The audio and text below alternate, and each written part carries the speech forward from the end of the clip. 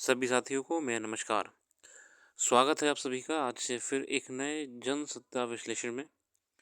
आज 13 फरवरी के जनसत्ता विश्लेषण को शुरू करते हैं और देखते हैं आज क्या नया हमें देखने को मिलेगा। चलिए,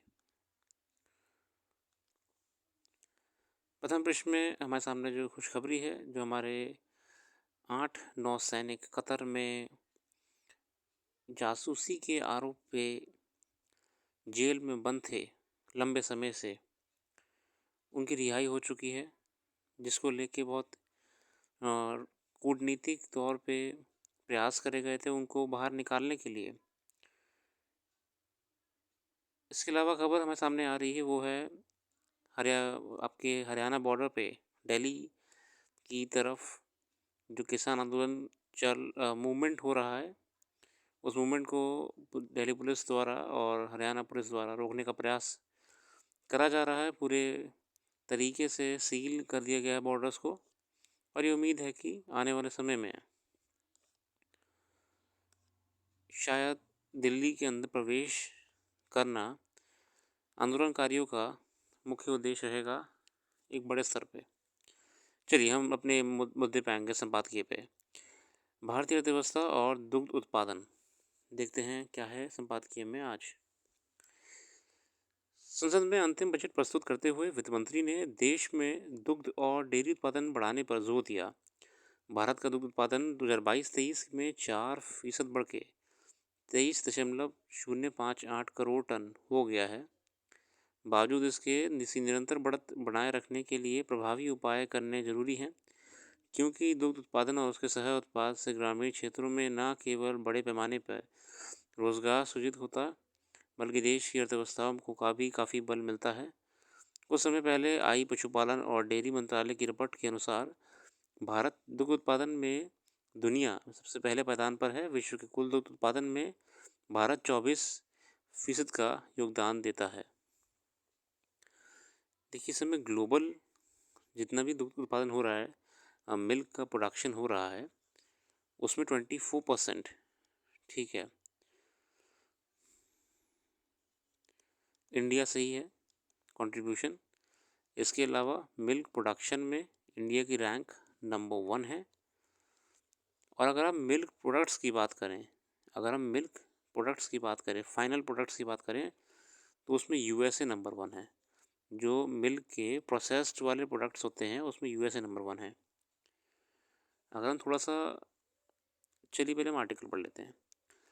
वैसे तो भारत में दुग्ध पशुपालक उत्पादित करते हैं, उनका यह परंपरागत धंधा है जिसे वे ज्ञान परंपरा से जानते सीखते हैं।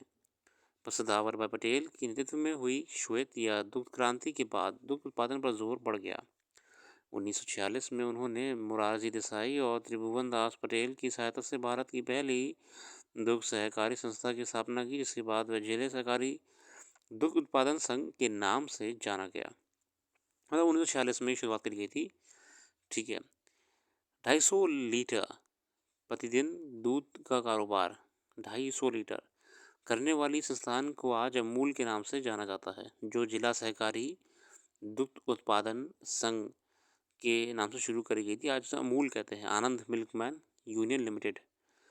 देश में दूध का स्तर 70% कारोबार असंगठित ढांचा संभाल रहा है। इसमें ज़्यादातर लोग अशिक्षित हैं, मगर पारंपरिक ज्ञान से वह बड़ी मात्रा में दुग्ध उत्पादन में सफल हैं।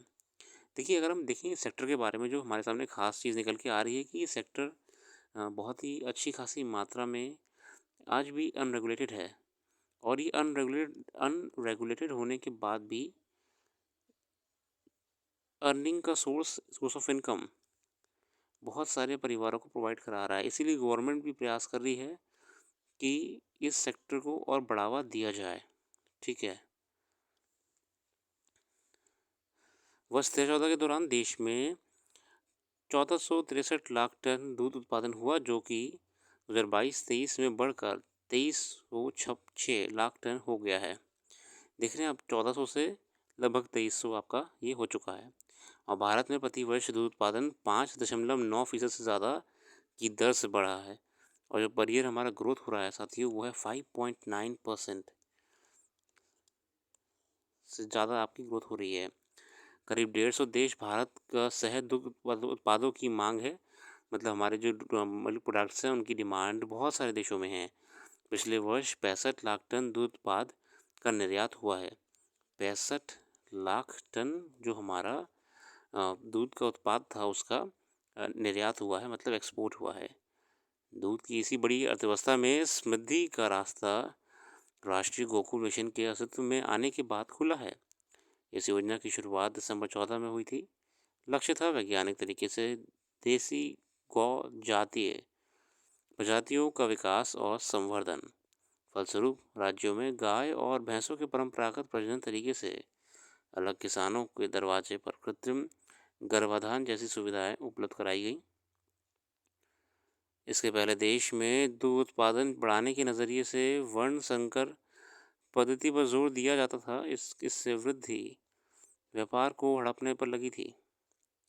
दूध का कारोबार करने वाली दुनिया की सबसे बड़ी कंपनी फ्रांस की लैक्टेल है। इसने हैदराबाद की सबसे बड़ी तिरुमाला डेयरी को 1750 करोड़ रुपए में खरीद लिया है। मतलब जो आपकी फ्रांस की कंपनी है लैक्टेल है, उसने हैदराबाद आके तिरुमाला डेयरी को खरीद लिया है 1750 करोड़ में। एक डेयरी खरीदी। आप समझ रहे हैं आपके डेयरी माइंड में आते ही क्या आता है, अपने आप समझ जाओगे आप। 1750 की डेयरी, बेसिकली वो जो तिरुमाला डेयरी है ये बहुत बहुत बड़ी मिल्क इंडस्ट्री को सपोर्ट कर रही है हैदराबाद से आसपास के क्षेत्रों में, है ना। बहुत बड़ी इंडस्ट्री सपोर्ट कर रही है ये। बहुत सारी कंपनीज इनके थ्रू बहुत काम करती हैं मिल्क प्रोडक्ट्स का। भारत की तेल कंपनी और इंडिया भी इसमें प्रवेश कर रही है, क्योंकि दूध का यह कारोबार विश्व स्तर पर करीब 16% की दर से हर वर्ष बढ़ा है और ग्लोबली 16% की ग्रोथ देखी जा रही है। मतलब ग्लोबली 16% की इस बिज़नेस में ग्रोथ देखी जा रही है मिल्क प्रोडक्ट्स के। हालांकि उस सफलता अमेरिका को भी देश में बने शहद उत्पाद भारत में खपाने की जुगत में है। यूएस भी चाह रहा है कि उसके प्रोडक्ट्स जो है ना वो भी यूज़ हों। हालांकि उसमें सफलता नहीं मिलती है। अमेरिका अपना चीज़ भारत में बेचते जाता है, मगर भारत के शाकाहारियों को उसका चीज़ स्वीकार्य नहीं है। अमेरिका में गायों को मांसयुक्त चारा खिलाया जाता है ना। अच्छा, वहाँ पे जो है ना मीट वगैरह भी खिलाया जाता है ताकि वो ज़्यादा दूध दें। लिहाजा अमेरिका की चीज़ बेचने की इजाज़त नहीं मिल पा रही है। अब क्या होता है कि हम लोग वेजिटेरियंस हैं, हम लोग तो बिल्कुल नहीं खा पाएंगे ना मीट वाला कोई भी चीज़ होता है आपका। इतना व्यापक और महत्वपूर्ण व्यवसाय होने के बावजूद इसकी गुणवत्ता पर निगरानी के लिए कोई नियामक तंत्र देश में नहीं है। मतलब कोई रेगुलेशन प्रॉपर है ही नहीं इस क्षेत्र में। हालांकि दूध में मिलावट का पता लगाने के लिए भारत में ही निर्मित एक नए यंत्र का निर्माण हुआ है। इसे वैज्ञानिक एवं औद्योगिक अनुसंधान परिषद और केंद्रीय इलेक्ट्रॉनिक्स इंजीनियरिंग अनुसंधान संस्थान से मिलकर बनाया गया है।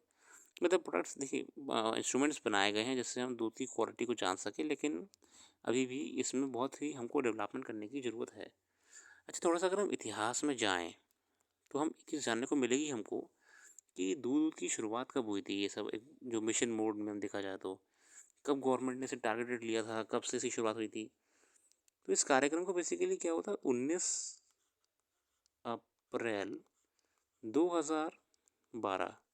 मतलब हम पास्ट में जाएँ तो वो तो आपका वाइट रेवोल्यूशन वगैरह आया ही था। हम थोड़ा लेटेस्ट की बात करेंगे, ठीक है ना। यहाँ पे हमारा राष्ट्रीय दुग्ध विकास कार्यक्रम शुरू हुआ था, ठीक है ना।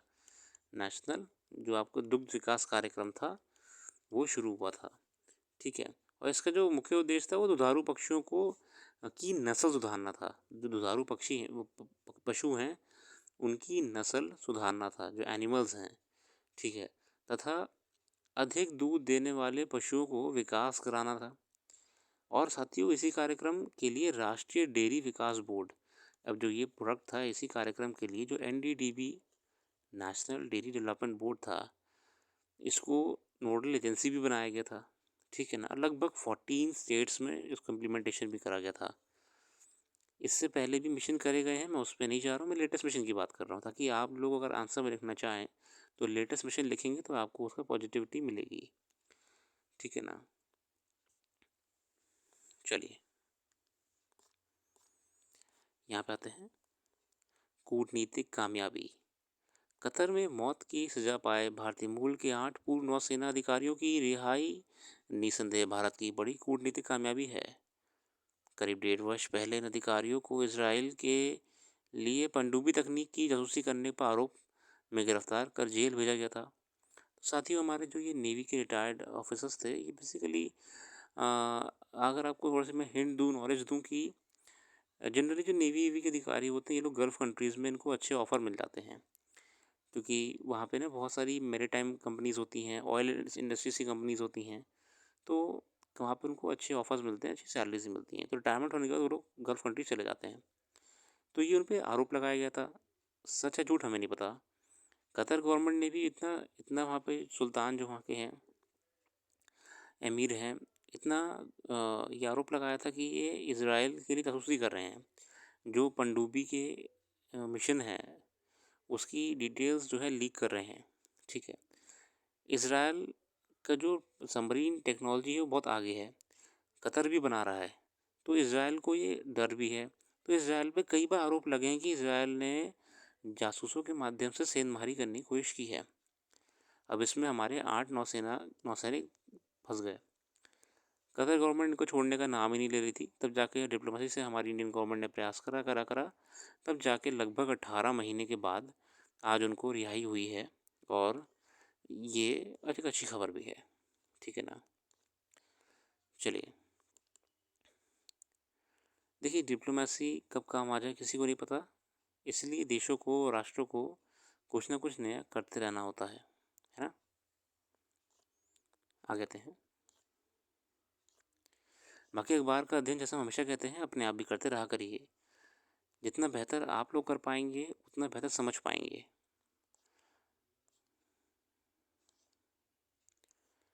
बाकी रिटेल इन्फ्लेशन को लेके जो खबर है, ये आपकी ना, ये मार्केट के हिसाब से क्वार्टरली और 3 महीने 4 महीने बदलती रहती है, इसलिए आप उसको कितना भी याद करने का प्रयास करें, कोई निष्कर्ष ऐसा निकलेगा नहीं आपका। ठीक है।